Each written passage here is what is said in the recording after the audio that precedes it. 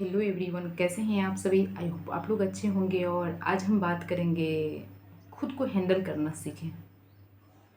यानी कि अगर आप खुद को हैंडल करना सीख जाते हैं तो आपको लाइफ में कोई गिरा नहीं सकता है। वैसे भी कोई नहीं, कोई फिर आपको निगेटिव दुनिया में ले भी नहीं जा सकता है आगे।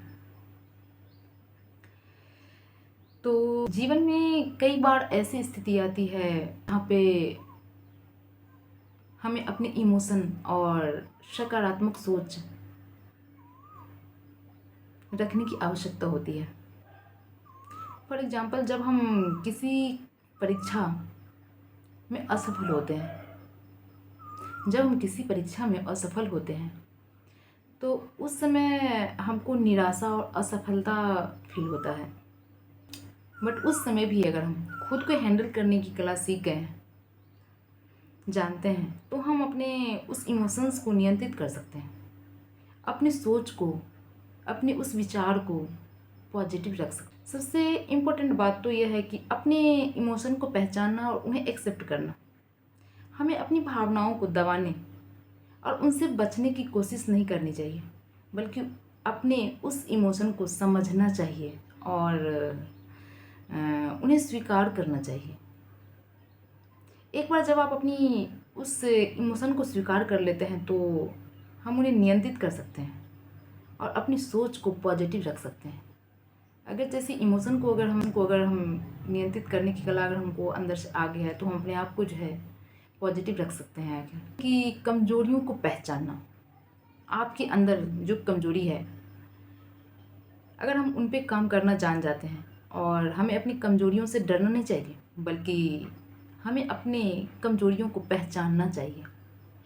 उन पर काम करने के लिए कमजोरियों को अगर हम जान गए कि मेरे अंदर ये कमजोरी है, तो उस पर काम करने की ज़रूरत होती है और उस पर काम करना चाहिए। एक बार जब हम अपनी कमजोरियों पर काम कर लेते हैं तो हम अपनी ताकत को और भी मजबूत बना सकते हैं, और भी बहुत ज़्यादा ही मजबूत, यानी कि फिर उसको कोई तोड़ नहीं सकता है। अंत में खुद को जो है यही है कि अगर लक्ष्य प्राप्त करने के लिए प्रेरित रहे और अपने को अगर कोई ऐसा,